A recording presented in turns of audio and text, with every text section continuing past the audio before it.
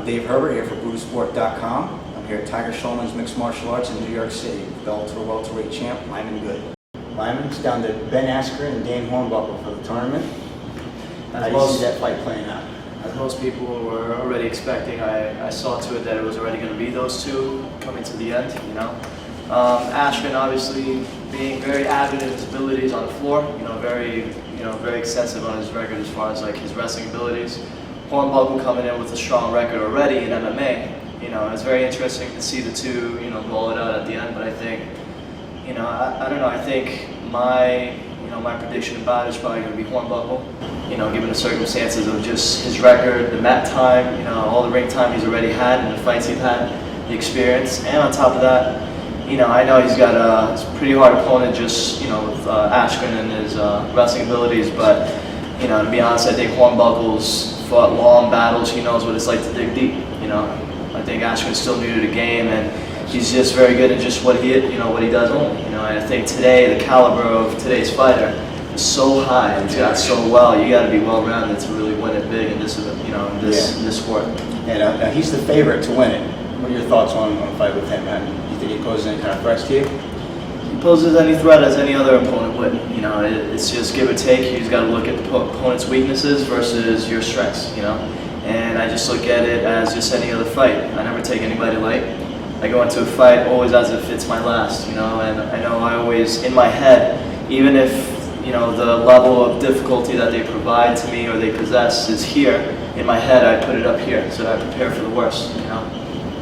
And you've been out of the loop for a little bit. Your last fight was the title fight with Omar De La Cruz. Yeah. You feel like ring rust is a factor? No. I mean, I've gone a long period of time without fighting before. It's never been a factor. What I do is I utilize the time wisely. I just stay indoors and just work on a lot of things that I feel like I can always improve on, and just get my strengths even better and my weaknesses even stronger. And I'm using the time wisely right now to just get better. Now you're a champion, you're undefeated. You feel any added pressure to this next fight because of that?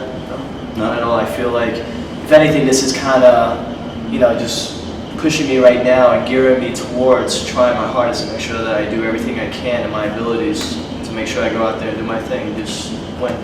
You do. You go out there and do your thing every time. Try to. The other Bellator champs, they've had super fights so far where they're waiting to defend their titles. You think you're going to have one coming up, or maybe after you defend the title? Yeah, definitely going to have one pretty soon. Right now it's in the works, and they're looking for season 3 of the Bellator tournament for me to go in and do a super fight, and it'll happen pretty soon. You guys will hear about it. Yeah, they haven't offered anything to you yet, right? Nothing yet. That's right now. It's in the works right now. So. The biggest fight right now in MMA, the one that's on everybody's mind at the moment, is Eddie Alvarez versus Gilbert Melendez. Now, if that goes down, it'll open up the possibility of champ versus champ, Strikeforce and Bellator. What are your thoughts on a fight with Strikeforce champ Nick Diaz? I think that'd be a great opportunity. I see it as win or lose. It's always a win for me or anybody for the matter if they're able to actually fight one of the best, top in the world. Because I feel like it's definitely going to rank you amongst, people who are ranked at the top 10 of the world, regardless of who it is, whether it's a GSP, a Nick Diaz, or anybody. I feel like that in a way is almost like a privilege for you to try to use that as a stepping stone for you to, jumpstart your career or use it as experience. I hear you're sleeping in the cage for about 2 months before the fight. You're sleeping in the headquarters training facility. How's that going for you? Yeah, it's my tough, or biggest secret weapon. Well, was a preparation. And what happened was my coach, my coach is always coming up with different ways to be very innovative and trying to prepare all of his fighters, all the people on our team, and he of all people knows me so well. It's like he's kind of like my psychologist, like my fight psychologist. He knows how to rile me up. He knows what to say to get me hyped and excited. And I was sleeping at my training facility for 3 months. A month in, he came to me one night. He looks at the cage. He was like, "I want you to sleep in the cage from now on." And of course, I'm thinking this is a joke. I look at him. I'm like, kind of like half smiling, but half like, "Oh shit, is this guy being serious?" And then he's like, "No, I'm being serious. I want you from now on, for the next 2 months, to sleep inside of this cage, because what happens is." And I didn't believe him until like a few weeks in, is that you start to feel a sense of mental preparation coming into a fight. You know, and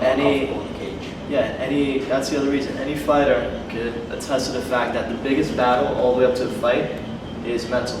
It is mostly mental more than it is physical, you know? Right. You have to have heart, you have to have diligence, you have to have a strong mind. So my coach, thinking about this, he said, okay, you know what, let's prepare you in a different way. While your opponent is sleeping, you're training. While he's in the comfort of his own bed and sleeping, I'm training. I'm sleeping inside the damn cage. I'm sleeping inside my house, my dog cage. I'm sleeping in, you know, basically where I'm going to be fighting. So, A, I get very territorial when I actually fight in the cage. B, I get so comfortable that it doesn't fluster me, doesn't make me change moods or feel different when I actually fight.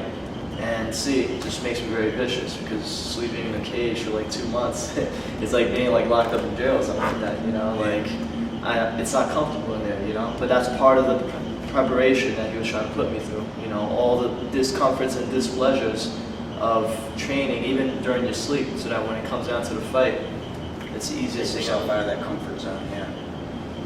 Now, I know your family is a big part of your motivation for your fighting and training. I hear your mother gives you a good smack in the face before each fight. How did this come about? I don't know, it just started since my first fight. It was just a ritual. And I think it was also my mother saving that one slap since I was a kid. She's always wanted to hit me, but to kind of wake you up before that fight and get you ready, get you going. Yeah, it was just, I don't know. My first fight, I go up to the cage by the side of the ring. I'm sorry, my first fight was in the ring. I go up by the side of the ring, I see her and I greet her. But rather, she understands, rather than being like, oh, you know, all lovey-dovey and giving me hugs, she wanted me to be aggressive. So instead of giving me a hug or giving me a kiss, she was like, all right, let's be vicious. I remember she always said, she was like, all right, Lyman, it's time, no mercy. And boom, it slaps me across the face. And she'll say that religiously every time before a fight. Sometimes on the phone, like in my hotel room because sometimes I don't see her until the actual fight. But she'll always tell me on the phone or in person, no mercy. And then before I actually go fight, one slap across the face. It just like wakes me to my senses. So the first strike is thrown before you even get in the cage. Yeah, kind of throws my kill switch on, you know, gets me focused, and I go out there ready. Awesome. MMA is well on its way to your hometown of New York City. Tell me, how does Lyman Good versus Matt Serra at Madison Square Garden sound? I think that's a great opportunity. Everybody loves to fight in their own hometown. You know, you got football players, basketball players. Hometown is like the biggest thing for them, you know, to fight in their turf and territory. And besides me, Matt Serra, and the likes of Phil Baroni, Jay Garan, and many others who are native of New York, this would be a great opportunity, amazing. Not to mention that New York, I feel, is the last missing piece to the whole MMA scene to make it just blow up and be national, make it huge, make it just flourish and grow and let the sport be known, you know. And so be it if it has to be a me versus a Serra versus a Baroni or whoever. You know, and let that kind of headline or frontier this whole MMA movement and everything, let it be. You know, that'd be a great opportunity for not just myself, anybody, I think. Well, it's getting pretty close.